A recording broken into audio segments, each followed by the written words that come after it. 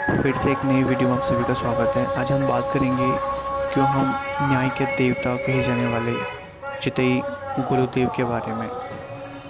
क्यों उसे पूरे विश्व में घंटियों के मंदिर के नाम से भी जाना जाता है और चारों ओर टंगी घंटियों एवं भक्तों के लिखे मन्नतों से यह स्पष्ट लगाया जाता है क्यों हम देवभूमि को न्यायी देवता के रूप में पूजते हैं। तो आज थोड़ी सी कहानी आपको मैं बताऊंगा कहाँ से गोलू देवता की उत्पत्ति हुई थी। इनका नाम गोलू देवता कैसे पड़ा और कैसे कैसे ये अलोप हो गए थे, सारी बातों को आप जानेंगे। तो आइए स्टार्ट करते हैं। माना ही जाता है कि गोलू देवता की उत्पत्ति कत्यूरी वंश के राजा झालराई से मानी जाती है, जिनकी तत्कालीन राज्य की राजधानी धूमाकोट चंपावत थी। राजा झालराई की 7 रानियां थी, लेकिन फिर भी वो निसंतान थे। संतान प्राप्ति की आस में राजा ने काशी के सिद्ध बाबा से एक भैरव यज्ञ करवाया और सपने में उन्हें गौर भैरव ने दर्शन दिए और कहा, राजन, अब आप 8वां विवाह करो। मैं उसी रानी के गर्भ से आपके पुत्र के रूप में जन्म लूँगा। राजा ने 8वां विवाह कालिंका नामक कन्या से रचाया और जल्दी रानी गर्भवती हो गई। गर्भवती होने के कारण सातों रानियों में ईर्ष्या उत्पन्न हो गई। रानियों ने षड्यंत्र रचकर कालिंका को यह बात बताई कि ग्रहों के प्रकोप से बचने के लिए माता से पैदा होने वाले शिशु की सूरत 7 दिनों तक नहीं देखनी पड़ेगी और प्रसव के दिन सातों रानियों ने नवजात शिशु की जगह सिलबट्टी को रख देती है और कालिंका रानी को बताए कि उसने सिलबट्टी को जन्म दिया है। उसके बाद सातों रानी मिलकर कालिंका के पुत्र को मारने की साजिश रचते हैं। सर्वप्रथम सातों रानियों ने मिलकर रानी कालिंका के पुत्र के लिए यह योजना बनाई। वो बालक को गौशाला में फेंक देंगे और वो बालक जानवरों के पैरों तले कुचलकर मर जाएगा। सातों रानियां उस बालक को गौशाले में फेंक कर चली जाती हैं। थोड़े समय के बाद जब रानियां वापस आती हैं गौशाला में, तो देखती हैं गाय घुटने टेक कर शिशु के मुंह में अपना थन डाले हुए दूध पिला रही होती है। यह देखकर वो सभी रानियां हैरान होती है। बहुत कोशिश करने के बाद भी बालक नहीं मरता। बाद में रानियां उस बालक को संदूक में डालकर काली नदी में फेंक देती है, मगर ईश्वर के चमत्कार से संदूक तैरता हुआ गौरी घाट तक पहुंच जाता है। गौरी घाट में वो संदूक भाना नामक मछुआरे के जाल में फंस जाता है। मछुआरे की संतान न होने के कारण मछुआरा उस बालक को देखकर प्रसन्न होकर उसको घर ले आता है। गौरी घाट में मिलने के कारण मछुआरा उस बालक का नाम गोरिया रख देता है। बालक जब बड़ा होने लगा तो उस मछुआरे से घोड़े की जिद करने लगता है, लेकिन मछुआरे के पास घोड़ा खरीदने के लिए पैसा नहीं होता। अब कारण वो मछुआरा एक कांट यानी कि लकड़ी का घोड़ा बना लाता है।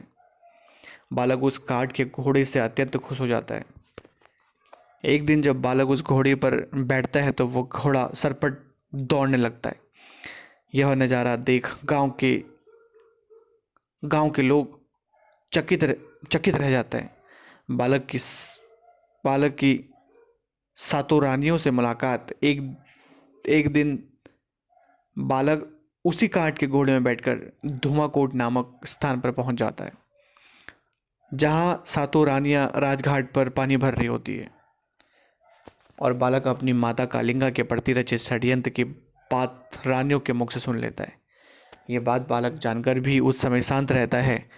वह रानियों के पास जाकर कहता है कि पहले उसका घोड़ा पानी पिएगा, उसके बाद ही आप पानी भरेंगे। यह बात सुनकर रानियां हंसने लगती है और कहती है, मूर्ख, कहीं काठ का घोड़ा भी पानी पी सकता है? उसके बाद बालक बोलता है, जब स्त्री के गर्भ से सिलबट्टा पैदा हो सकता है तो काठ का घोड़ा पानी क्यों नहीं पी सकता? यह बात सुनकर रानियां घबरा जाती है। सातों रानियां राजा उस बालक के बारे में शिकायत कर देती है।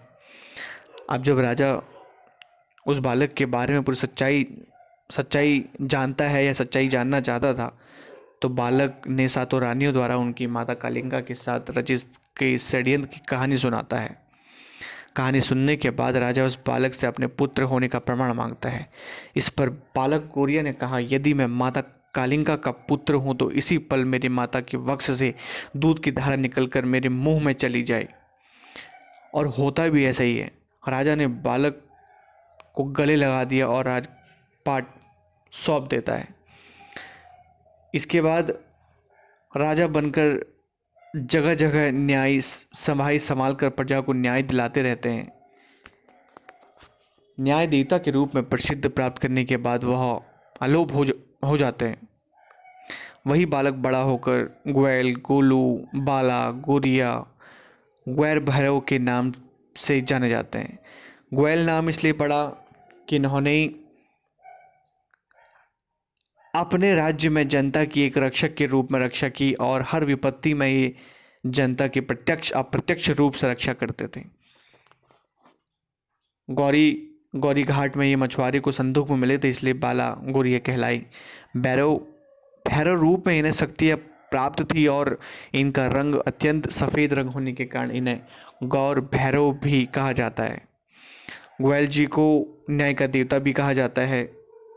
उत्तराखंड राज्य के अल्मोड़ा जिले में स्थित चितई गोलू देवता मंदिर का इतिहास और मान्यताएं बिल्कुल एक समान ही है।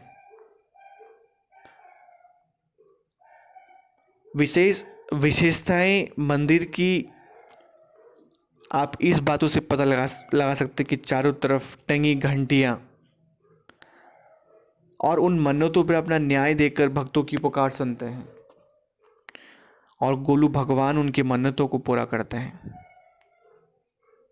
और मन्नतें पूरी होने पर लोग न्यायी देवता के मंदिर में भेंट स्वरूप घंटियां चढ़ाते हैं।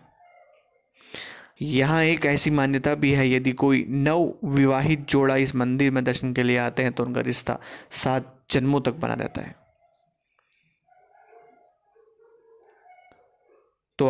तो हम आइए जोर से बोलते हैं, जय ग्वाल देवता।